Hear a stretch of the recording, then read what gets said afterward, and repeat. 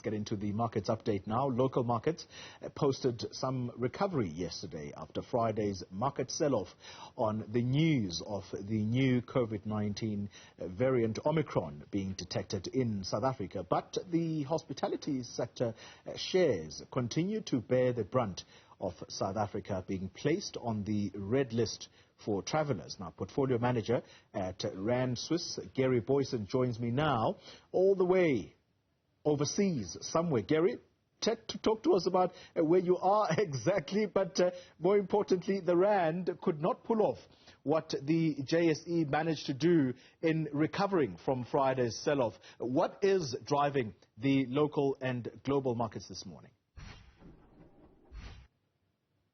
So certainly it's still a story of the Omicron variant. We've got, initially Friday we saw that big sell-off based on the idea that we're going to see multiple countries going into lockdown.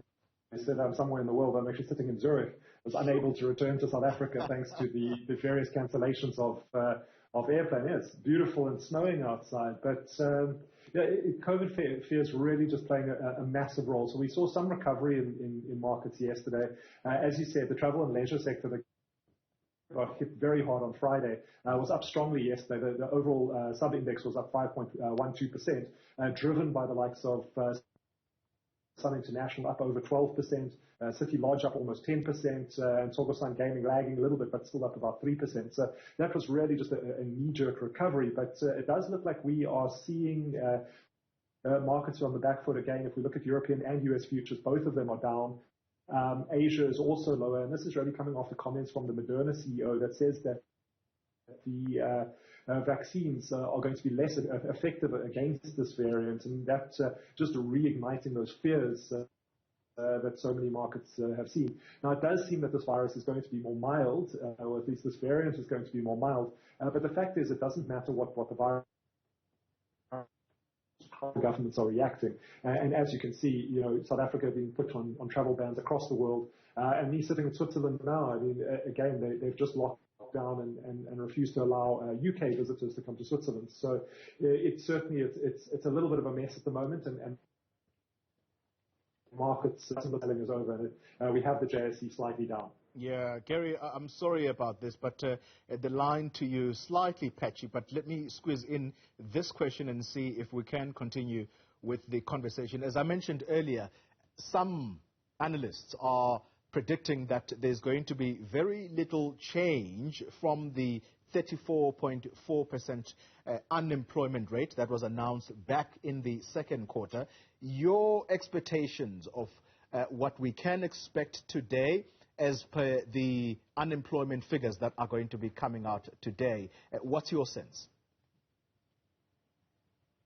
Yeah, many people are saying that it's going to be flat, but it does look like we're going to see a slight weakening. So consensus we have is around 35.6% overall headline unemployment, which is a slight move weaker. That said, if you look at the absolute level, it's still, we're in disaster territory at the moment, and we have to see structural reforms in South Africa, and we need to see a change to this through many ways. And as the president was saying on Sunday night, the idea of locking down our economy at this stage and banning tourists entering is just going to aggravate the situation. So while we're looking at about a 35, we're looking at just past 35% headline unemployment. Obviously, youth unemployment a lot higher. The fact is that if we don't see a turnaround in the underlying problems, we're going to see significantly weaker unemployment stats, in future readings. Yeah, let's talk company news. Twitter CEO Jack Dorsey stepping down. This seemed unexpected, but how has the market reacted to this announcement? Yeah, I don't think too badly. So remember, Jack Dorsey is a co-CEO of at least the CEO of Twitter and both the CEO of Square. So he's not actually a full-time CEO of Twitter.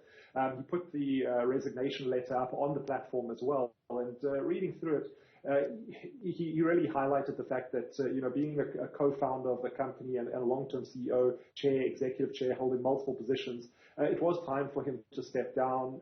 Parag Agrawal, at least, is taking over. He's going to become the youngest CEO on the S&P 500 company, but has been with the company for a long time and is absolutely passionate about the business. So, I think Jack Dorsey is styling this as Twitter really moving to the next level and moving away from its founder CEO.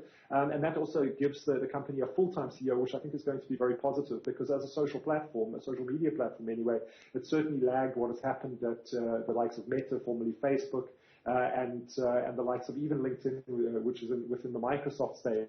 So I think having a full-time CEO and allowing Jack Dorsey to focus on Square, I think it's going to be a positive thing for both companies. Let's wrap it up, Gary. First Rand Group releasing its trading statement, and African Bank saying that its financial performance has improved. Are you able to tell us a little bit more? Yeah, so it looks like the South African banking sector is looking incredibly strong at the moment. So it seems like a place investors might start to get interested in. One, we've got a slow hiking of interest rates, which is generally positive for banking stocks. But looking at the underlying numbers, First Rand saying headline earnings per share are going to be up over 30%. We've also got the rise is really coming from mortgage applications and the agricultural sector, but also just highlighting that the impairments are lower and the non-performing loans are in line with expectations. So this echoes what was said in the Standard Bank pre-close call yesterday.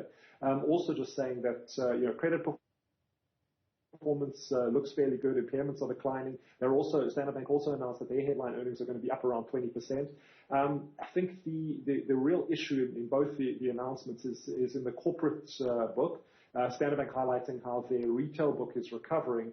But First Rand and Standard Bank both saying that their corporate lending and corporate activity is very, very subdued, which is a concern, especially around the very weak unemployment numbers that we have currently. Yeah. Gary Booysen, thank you very much for your time. He is a portfolio manager at Rand Swiss, and you heard him say he's stuck in Zurich. Hopefully you get back to South Africa at some point.